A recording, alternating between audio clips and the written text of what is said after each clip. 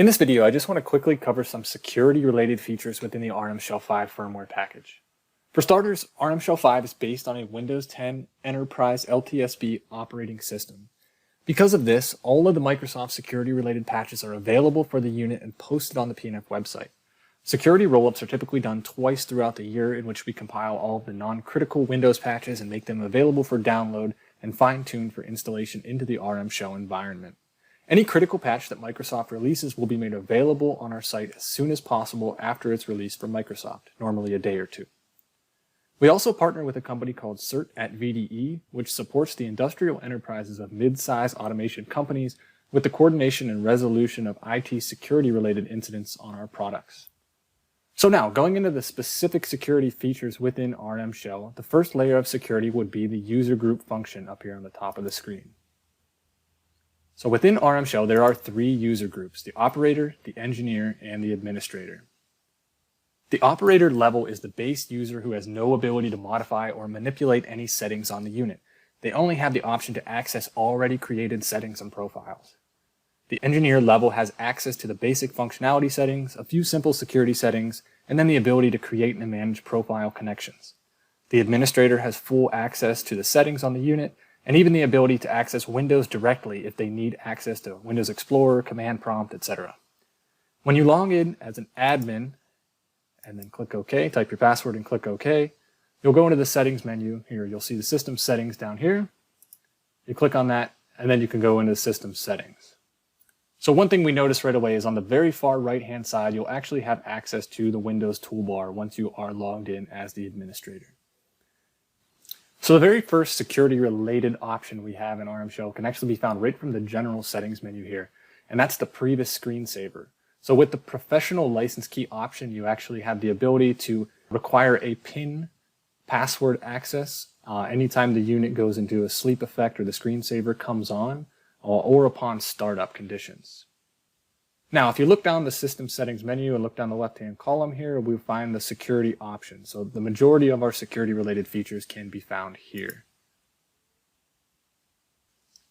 Now, at the very top of the settings, you'll see the passwords for engineer, administrator, and local user. So those can all be changed here under the administrator account. So moving down the list now, you have the ability to disable the Control-Alt-Delete command from the operator and engineer levels. Below this would be the firewall settings. You can simply enable them here, or you can click the advanced option, and that'll bring open the Windows control panel for you to fully configure it. Next would be the ability to enable or disable USB storage devices. Disabling this setting means that RM Shell will not allow access to a USB storage drive if someone plugs one into an HMI running RM Shell. And last on this page would be setting up SSL certificates to provide proper authentication for websites and also enable encrypted connections if needed. There are also some other security settings in various locations throughout RM Shell, and we'll check those out now. If we go back to the RM Shell home screen here at the top left, and then we go up to the power button at the top of the screen, you can see there is an option now to protect disk and restart. This function enables or disables the unified write filter.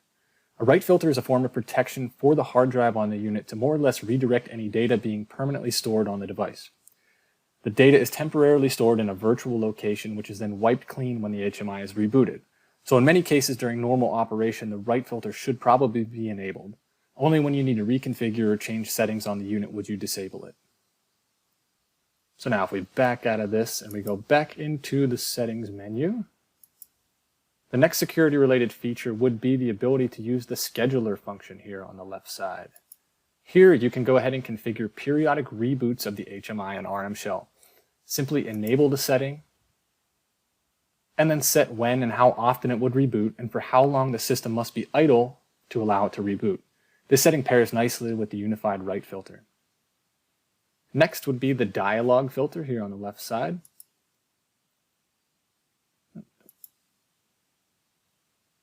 So here we have the ability to close application windows that are not whitelisted by the RM Shell administrator. It's also going to block user access to the file system or any unauthorized programs. And last but not least, within RM Shell, we have enabled the use of antivirus support should the end user wish to install their own corporate mandated version. Typically, antivirus protection is not needed or used on thin clients, but in some cases, the IT group requires it, so who are we to argue? Windows Defender is installed and enabled by default, but the administrator in the RM shell has access to Windows, which we showed earlier, to install whichever version they may need. So that was just a very quick overview of the security features and options within RM shell. For more detailed information, as always, please consult the RM shell manuals on our website. Thank you for watching the video. If you have any questions or comments, feel free to contact us, and don't forget to like, share, and subscribe to our YouTube channel.